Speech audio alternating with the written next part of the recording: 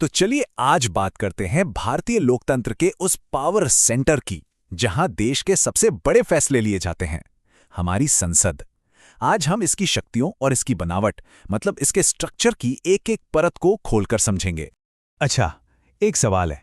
भारत में सबसे ज्यादा पावरफुल कौन है? क्या वो प्रधानमंत्री हैं या फिर सुप्रीम कोर्ट? ज्यादातर लोगों के दिमाग में यही दो जवाब आते हैं, है ना? लेकिन असली जवाब इन दोनों में से कोई नहीं है। जी हां, सबसे ज्यादा शक्तिशाली है भारत की संसद। और आज हम यही समझने वाले हैं कि आखिर ऐसा क्यों है। तो संसद की ये जो सबसे बड़ी ताकत है ना, वो एक बहुत ही जरूरी कॉन्सेप्ट से आती है। इसे कहते हैं संप्रभुता या सॉवरेनिटी। तो ये संप्रभुता है क्या आखिर? देखिए, बिल्कुल सीधे शब्दों में कहें तो इसका मतलब है फाइनल फैसला लेने की ताकत। एक ऐसा फैसला जिसे कोई चैलेंज नहीं कर सकता। जब हमारी संसद कोई कानून बनाती है तो वो देश का सबसे बड़ा कानून होता है। हाँ, ये बात सही है कि सुप्रीम कोर्ट उस कानून को संविधान के तराजू पे तौल सकता है, उसकी वैधता जांच सकता है, लेकिन नया कानून बनाने की जो आखिरी पावर है वो सिर्फ और सिर्फ संसद के ही पास है। और एक मजे की बात, भले ही हमने ये पार्लियामेंट्री सिस्टम ब्रिटेन से अपनाया हो, लेकिन ये जो संप्रभुता की शक्ति है ना, यही हमारी संसद को इतनी बड़ी ताकत देती है कि वो पूरे देश के लिए बिना किसी बाहरी दबाव के कोई भी फैसला ले सकती है। चलिए अब संसद के स्ट्रक्चर को समझते हैं। और यहां पर ना अक्सर एक कंफ्यूजन होता है अंग यानी पार्ट्स और सदन यानी हाउसेस के बीच में। देखिए, यहां एक बहुत इंटरेस्टिंग फर्क है। जब हम संसद के अंग या पार्ट्स की बात करते हैं तो वो तीन होते हैं, राष्ट्रपति, लोकसभा और राज्यसभा।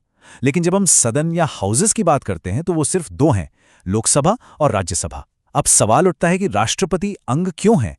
वो इसलिए क्योंकि कोई भी बिल तब तक कानून नहीं बन सकता जब तक उस पर राष्ट्रपति के दस्तखत न हो।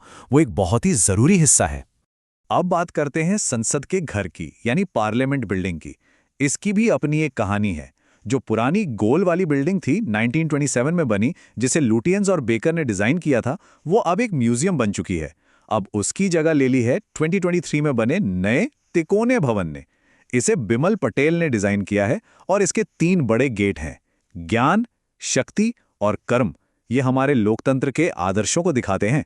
और हाँ, इसे इसलिए भी बड़ा बनाया गया है ताकि 2026 के बाद जब सांसदों की संख्या बढ़े तो जगह की कमी ना हो। तो चलिए अब संसद के इन दोनों सदनों, लोकसभा और राज्यसभा के बीच में क्या-क्या फर्क हैं, उसे थोड़ा डिटेल में समझते हैं। देखिए, इन दोनों के बीच सबसे बुनियादी फर्क यह है कि ये किसे रिप्रेजेंट करते हैं। लोकसभा, जैसा कि नाम से ही लगता है, हाउस ऑफ द पीपल है। मतलब इसके सदस्य सीधे हम और आप जैसे नागरिक चुनते हैं। और दूसरी तरफ है राज्यसभा, जिसे काउंसिल ऑफ स्टेट्स कहते हैं। ये राज्यों के हितों को देखती है और इसके सदस्यों को कौन चुनता है? राज्यों के विधायक यानी एमएलएस। चलिए कुछ और जरूरी फर्क देखते हैं। लोकसभा का सदस्य बनने के लिए कम से कम उम्र 25 साल होनी चाहिए और इनका कार्यकाल होता है 5 साल का।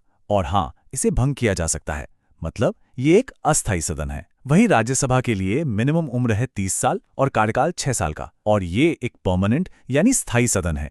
इसे कभी भंग नहीं किया जा सकता। शायद इसीलिए लोकसभा को पॉपुलर हाउस और राज्यसभा को हाउस ऑफ एल्डर्स यानी बड़ों का सदन भी कहते हैं।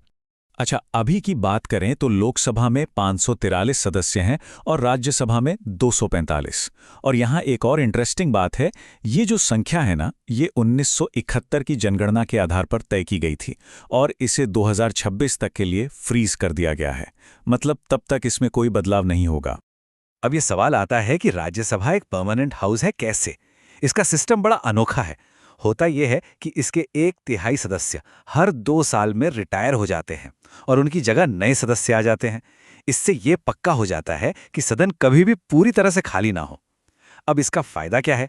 फायदा यह है कि इस देश में एक तरह की स्थिरता बनी रहती है, पॉलिसीज में एक निरंतरता रहती है, खासकर तब जब लोकसभा भंग हो गई हो और देश में चुनाव चल रहे हों।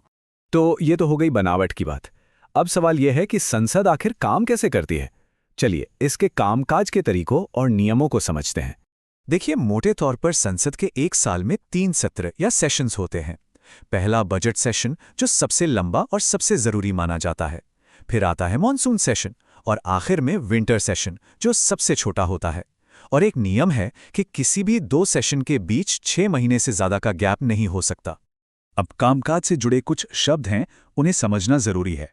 पहला है समन या आहूत करना। इसका सीधा सा मतलब है जब राष्ट्रपति सभी मेंबर्स को सेशन अटेंड करने के लिए बुलाते हैं। ये किसी भी सेशन की ऑफिशियल शुरुआत होती है। और जब सेशन का सारा काम खत्म हो जाता है तो राष्ट्रपति प्रोरोग या सत्रावसान की घोषणा करते हैं। इसका मतलब है कि सेशन ऑफिशियली खत्म हो गया है। अब सब सदस्य अपने अपने इलाकों में वापस जा सकते हैं। अच्छा, एक और शब्द है एडजर्न या स्थगित करना। कई बार सदन में बहुत ज्यादा हंगामा हो जाता है या फिर कोरम पूरा नहीं होता। कोरम मतलब सदन की कार्यवाही चलाने के लिए जितने मिनिमम मेंबर चाहिए उतने नहीं होते।